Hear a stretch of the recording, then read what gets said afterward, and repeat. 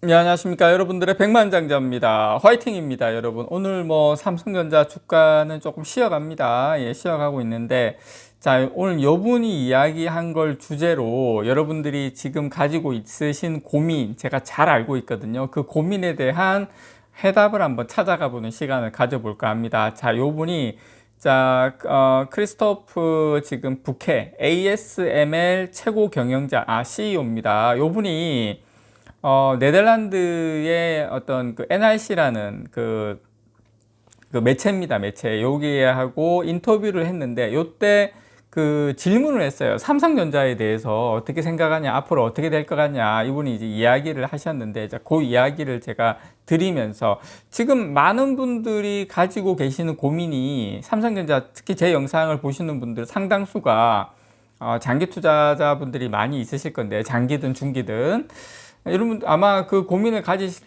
거예요. 삼성전자를 좀 장기적으로 가져가도 되겠는가에 대한 고민이 아마 첫 번째가 첫 번째가 될 수도 있고 두 번째가 될 수도 있는데, 일단 중국의 어떤 메모리 반도체 따라오는 부분 그거하고, 그 다음에 HBM 파운드리도 포함해서 이런 거에 대한 아마 고민이 있으실 건데, 자, 그 부분에 대한 오늘 제가 어떻게 보면 완전한 해답은 아니지만 어느 정도 일정 부분 해답을 드릴 수 있는, 자, 이분의 인터뷰를 통해서 온 내용으로 제가 여러분들께 한번 전달을 드려보도록 하겠습니다. 자, 일단 세계 최대 반도체 장비 기업이죠. ASML 요 최고 경영자가 삼성전자의 미래를 상당히 긍정적으로 전망하는 인터뷰를 최근에 했습니다. 또 이제 중국 같은 경우에는 미국의 어떤 반도체 장비 미국과 함께 만든 거죠. 특히 미국의 기술이 들어간 요 EUV 요 장비의 수출이 금지가 된다면 중국 반도체 산업은 주요국들과 비교해서 한 10년에서 15년 정도 뒤처질 것이다, 이렇게 주장을 했어요. 그 이야기도 같이 했는데, 그래서 이제 요 분께서 인터뷰에서 삼성전자와 관련된 질문에, 자, 삼성전자가 다시 좋아질 것이라는데 의심의 여지가 없다, 이렇게 대답을 했습니다. 그래서 또 이제 인텔에 대해서도 물었어요. 기자가 인텔에 대해서도 물었는데, 요 인텔과 관련해서는, 자, 경쟁사들도 인텔이 다시 좋아지기를 기대하고 있지만 또 한 번에 계속 지금과 같은 실수가 이어진다면 좀 더 어려워질 거다. 인텔에 대해서는 이렇게 이야기를 했습니다. 다만 이제 미국 기업이 생산하는 고급 반도체를 위해서는 인텔이 갖는 전략이 상당히 중요하다, 이렇게 설명을 하면서 미국 정부가 결국에는 인텔 살리기에 나설 것 같다, 그렇게도 부연 설명을 했어요. 자, 그래서 지금 어쨌든 간에 중국 어떻게 보면 지금 ASML이라든지 EUV 장비나 DUV 장비를 다 중국에 EUV는 물론 수출을 안 하고 있지만 DUV를 수출하고 있으면서 중국의 지금 반도체 개발, 그리고 지금 현재 상황, 그리고 미국의 지속적인 제한 조치, 이런 것을 가장 최전선에서 보고 있는 CEO가 입에서 중국은 반도체 산업 조만간에 10년에서 15년 또 뒤처지게 될 거야. 자, 삼성전자 다시 좋아질 수밖에 없다, 그렇게 이따 이야기했다라는 거 말씀을 좀 드리고, 자, 오늘 여러분 서울경제에서 나온 소식입니다. 자, 중국 메모리 굴기 한계에 직면했다. 첨단 분야에서 격차 15년. 요게 재미있게 지금 우리 서울경제 내용도 물론 ASM의 CEO의 발언을 인용을 해서 이제 기사 내용을 잡은 건데, 스토리를 짠 건데, 충분히 저는 좋은 내용도 많이 들어가 있다. 그래서 여러분께 좀 말씀을 좀 드리고 싶은데, 일단 우리가 중국의 어떤 이 중국산 메모리 공세가 상당히 거세지면서 제일 걱정하는 건 뭐냐면, 야, 그러면 생산은 많이 하는 거 알겠어. 중국의 반도체 시장 규모도 이렇게 커지고 계속, 자, 이제 중국의 설비 투자도 많이 이렇게 늘어나는 건 알겠는데, 그럼 기술 수준은 어느 정도야? 기술 수준이 정말 우리가 두려워할 정도야?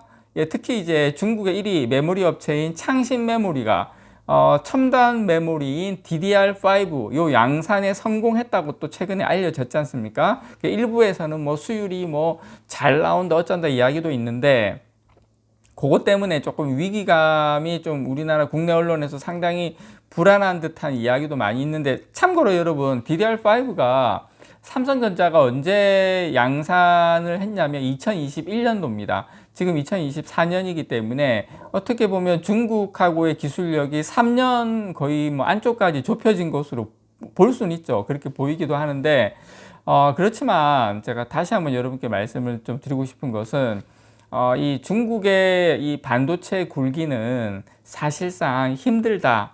왜냐하면 이 미국의 규제로 반도체 공정에 반드시 필요한 뭐다? 예, EUV, 이 극자외선 노광기와 같은 첨단 장비가 들어가지 못하는 게 사실상 중국의 반도체 굴기는 거의 불가능하다. 그리고 이 트럼프 2기 행정부에서 대중 반도체 규제가 더욱 이 혹독해질 것이다 라는 분석이 계속 나오고 있기 때문에, 자, 이 부분도 저는 상당히 앞으로 힘들지 않을까 그렇게 생각을 합니다. 그러니까 저는 어떻게 보면 삼성전자 입장에서 이 미국하고 중국의 갈등이, 미중 갈등이 삼성전자로서는 그야말로 이 천재일우의 기회다.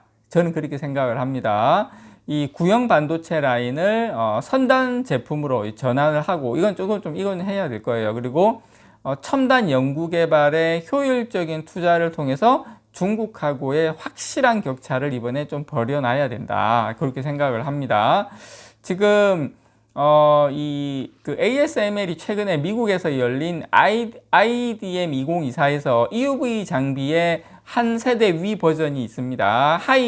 NA EUV라고 요 장비를 EUV를 소개를 하면서 요 장비를 가지고 D램을 적용한다. D램을 생산할 수 있는 가능성을 또 소개를 했어요. 그래서 ASML이 어떤 D램 공정에 이 기기를 또 도입했을 때 원가를 기존 EUV보다도 훨씬 더 많은 30%까지 줄일 수 있다. 이렇게 지금 ASML에서 주장을 했는데, 창신 메모리나 이런 중국의 회사들은 2019년부터, 물론 그전에도 EUV 장비가 들어갈 수는 없습니다만은 어쨌든 반입을 못하고 있습니다. 그런 점을 감안을 한다면 갈수록 경쟁력과 원가 차이는 벌어질 수밖에 없다. 그리고 일각에서는 중국의 창신 메모리가 생산하는 DDR5 같은 경우에 수율이 뭐 70%까지 올라왔다, 80%까지 올라왔다, 뭐 이런 이야기가 있더라고요.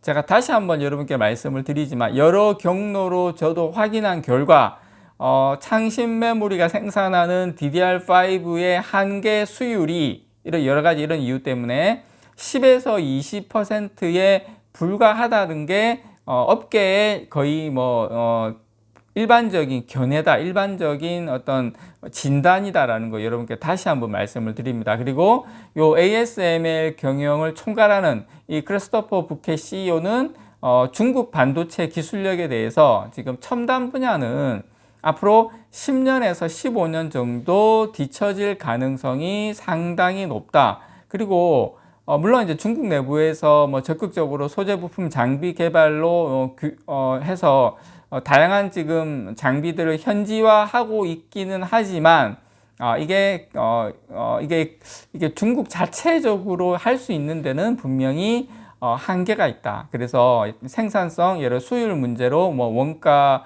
가격 경쟁력, 기술력 이런 것들이 크게 뒤처지고 있다라는 게 업계의 중론이다. 그래서 지금 또 중국 반도체 공장에 막 깔린 어떤 장비를 보면 껍데기는 지금 다 미국산이거든요. 근데 실제로 안에 어떤 유지 보수용으로 갈아 끼운 부품들은 대부분 현지에서 베낀 복제품인데, 그 기술 수준이라는 게 현저히 떨어지고 있다라는 걸 기본적으로 말씀을 좀 드리고 싶습니다. 그래서 최근에 이제 중국과 관련된 여러 가지 언론 보도도 많이 나왔고 했기 때문에, 또 제가 이제 중국과 관련된 여러 가지 영상 여러분께 말씀을 드리는데, 어쨌든 우리가 우려할 정도의 수준은 아니다라는 걸 기본적으로 말씀을 드리고, 이제 삼성전자가 남아있는 특히 HBM4죠. 자, 이 부분에 대해서는 삼성전자가 가지고 있는 D램 EUV에 대한 그 노하우를 통해서 다시 한번 따라갈 수 있는 발판을 마련하지 않을까 개인적으로 기대를 좀 해봅니다. 이상 여러분들의 백만장자였습니다. 사랑합니다, 여러분.